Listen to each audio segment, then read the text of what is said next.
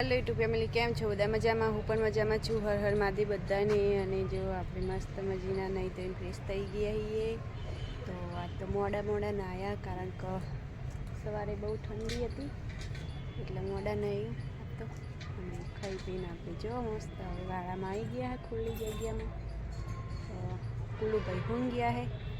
તો હવે આપણે વાળામાં આવ્યા હતા. તો વાળામાં જો બધાને ચા પૂરો કરી દીધો હે.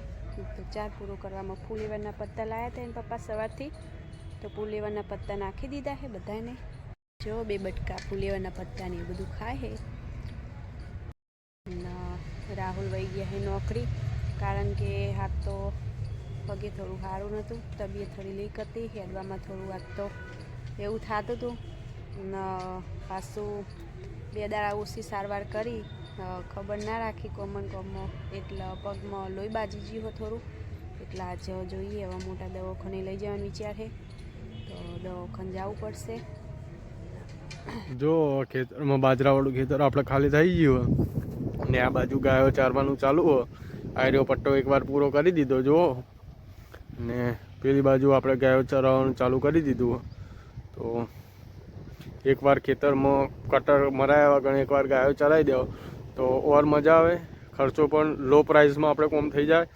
ને જો લગભગ 100 થી 150 ગાયો હોય તો બધાનું પેટ ભરાઈ રહે. તો 2 મહિના ફાયદા થાય. એક આપણને પૂન પણ મળે, ને બીજું શું આપણે જો એકદમ કેવું હતું ને કેવું થઈ ગયું. હજુ એકવાર ફરશે એટલે જે આ ડોકા બોકા દેખાય બધું સાફ થઈ જશે, ને ગાયો પણ ધરાઈ રહે. તો આપણને પૂન પણ મળે ને પ્લસ ફાયદો થાય. એટલે તમામ ખેડૂત મિત્રોને મારી એક જ વિનંતી છે કે આપણે જો ખેતર ખાલી થાય ને થોડો એવો લાગે કટર મરાયો તો એકવાર ગાયો ફેરવી નાખો તો શું આપણે પૂન પણ થઈ જાય ને કામ પણ આપણું થઈ જાય. પેલી બાજુ આપણો પીળો દેખાય રાયડો હો, ને વચમાં જે પત્તા દેખાય આપણું ફૂલેવાનું. આમાં હવે મકાઈ વાવવાની વિચાર હ. તો આ 2 દાડામાં જ ખેતર ખેડાઈ ને જોઈએ મકાઈ વાવી દઈએ. આમાં ગાયો ચરીને હવે જતી રહી છે તો આપણે તરત ટ્રેક્ટર બોલાવી દીધું. ભાઈ આપણા હારા તે આપણે તરત કહેવા પ્રમાણે આવે છે. તો જો ચાલુ કર્યું પાછું શેડવાનું ચાલુ થઈ ગયું આપણે પાછું ટ્રેક્ટર. તો એકવાર પહેલાં ફોરી વિચાર હ કે કલ્ટી મરાવી દઉં ને પછી પલાવ મરાવવાનો વિચાર હ. જો ગાયો ચરાઈ એનો આપણને ફાયદો થઈ ગયો. આમ કટર મરાવવું પડત આપણે, પણ કલ્ટી મરાય એકદમ કોઈ કચરો બચરો દેખાતો નહીં. ફરી કલ્ટી મરાવી ને પલાવ તો મરાવવું જ પડે. જેમ કે જેટલી જમીન પોચી પડે એટલો તમારો ગમે તે તમે વાવો તો થોડું સારું થાય. તો આપણે મકાઈ વાવવાની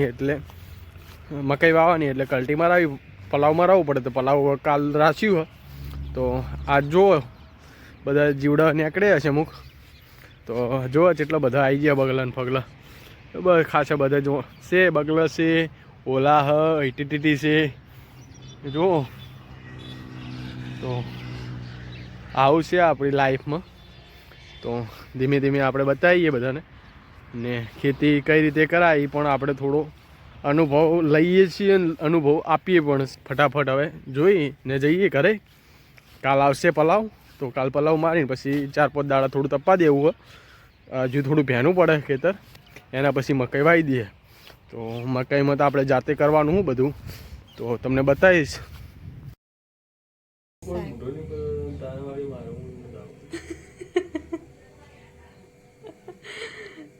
જો ઊંઘ્યા ને પગમાં આજે બહુ જોજો આવી ગયો અને પગમાં લોહી જમી ગયું હોય. તો તમે જોઈએ કહો પગમાં બહુ વાગી ગયું હોય ને હવે ગાય દોવા જવું હોય તો થોડી આળસ બતાવી. પગમાં હેડાતું નહીં એટલા તો હેડો આપણે હવે ગાય દોવા જઈએ.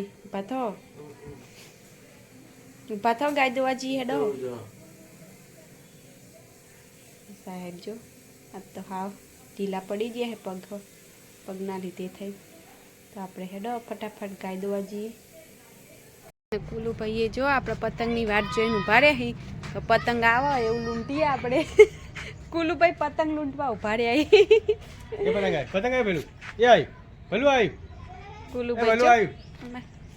ચો આવી બધી પતંગમાં દીકા હે પતંગ આવ્યું. અમે પેલા છોકરાઓ બધા પતંગ ચગાવે છે તમારે ફૂલું એ જો વાટ જોઈને ઊભા હે પતંગની મસ્ત ટોપી સ્વેટર ને બધું પહેરીને ક્યુટી ક્યુટી થઈને. પતંગ લેવું બટી? પતંગ લેવું? લેવું પતંગ? દીકુને પતંગ લેવું હે કે કોઈ બોલતા નહીં. આપણે જઈશું હવે ગાય દોવા. સાહેબને થોડી મદદ કરાવીએ. સાહેબને સારું નહીં એટલે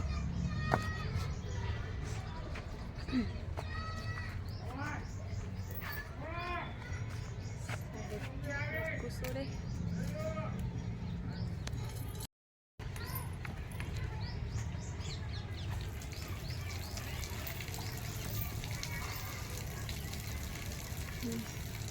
સાહેબ ગાય દોસ્તી કયું કોરું કરવાનું કહેતા હતા તમે?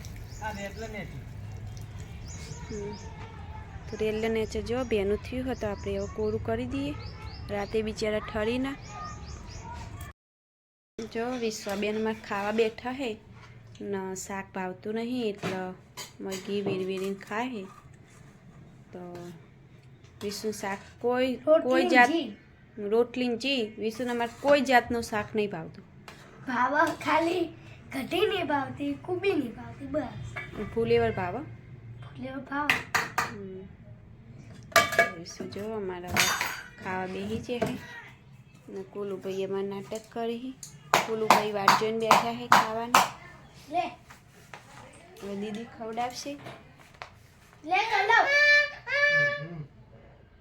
ના ખવડાવી સોરું તો કુટુંબ માથું ચડાવે.